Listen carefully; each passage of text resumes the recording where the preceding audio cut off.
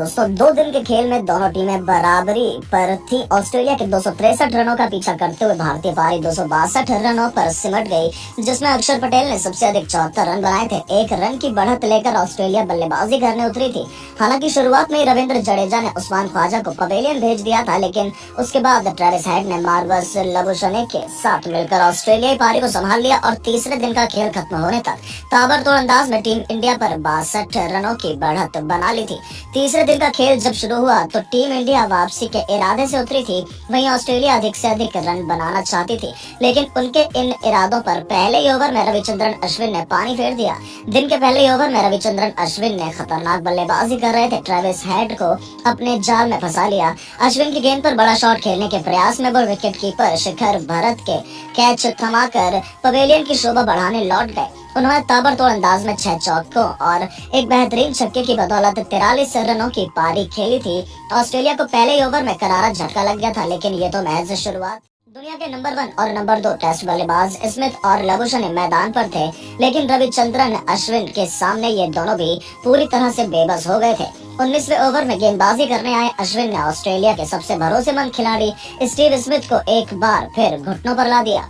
अश्विन की घातक गेंद स्मिथ के बैट को पूरी तरह से झुकाते हुए सीधा उनके पैड पर जा लगी और इससे पहले कि वो कुछ समझ पाते, एम्पायर की उंगली खड़ी हो गई थी और वो एक चौके की बदौलत 9 रन बनाकर रविचंद्रन अश्विन का सबसे बड़ा शिकार बने थे। दिन के पहले 7 ओवरों में ही भारतीय टीम ने ऑस्ट्रेलिया पर दबदबा कायम कर लिया था, लेकिन ऑस्ट्रेलिया ने सपने में भी नहीं सोचा था कि उनके बल्लेबाज भारतीय गेंदबाजों के सामने इस कदर बिखर जाएंगे। जी हाँ दोस्तों, भारतीय टीम ने दिन की शुरुआत तो जबरदस्त कर दी थी। ऑस्ट्रेलिया को एक बड़ी पार्टनरशिप चाहिए थी, लेकिन उनके लिए एक रन बनाना भी नामुमकिन हो गया था।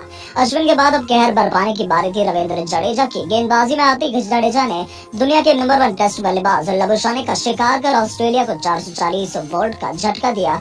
उनकी पारी ताश के पत्तों की तरह बिखर गई थी और लबुशने भी ज्यादा कुछ नहीं कर पाए। वो 5 चौकों की बदौलत 35 रन बनाकर पवेलियन की शोभा बढ़ाने अपने साथियों के बाद बल्लेबाजी करने आए थे। पीटर हैंड्सकॉम्ब वहीं मैदान पर मौजूद मैट रेनशॉ भी खुद को सेट करने की कोशिश कर रहे थे, लेकिन उनकी ये कोशिश ज्यादा लंबी नहीं चल पाई। 95 रनों के स्कोर पर अभी 1 रन भी नहीं जुड़ पाया था कि रविचंद्रन अश्विन ने भारतीय टीम की जीत की इबादत लिख दी थी।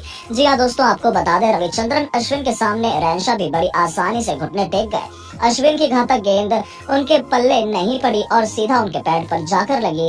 एम्पायर ने अश्विन का साथ दिया और उन्हें आउट के पहले 10 ओवरों में ही भारतीय टीम ने एक के बाद एक करके उनके 4 बल्लेबाजों को पवेलियन भेजकर महज 95 रनों पर आधी बल्लेबाजी टीम को ऑस्ट्रेलिया के तो पसीने छूट गए थे। तो वहीं दोस्तों 95 रनों के आंकड़ा पार कर पाना ऑस्ट्रेलिया के लिए ऐसा हो गया था जैसे हिमालय पर्वत चढ़ना। जी हाँ, आपको बता दें 95 के स्कोर पर जहां भारतीय टीम ने उनके एक के बाद एक 2 विकेट चटकाए थे, तो वहीं पारी के 24वें ओवर में गेंदबाजी करने आए सर रविंद्र जडेजा ने ऐसा कारनामा किया जिसे देख पूरी दुनिया हैरान रह गई। जी हाँ, उन्होंने 2 गेंदों पर 2 बड़े विकेट चटकाकर ऑस्ट्रेलिया को पूरी तरह से तहस नहस कर दिया था।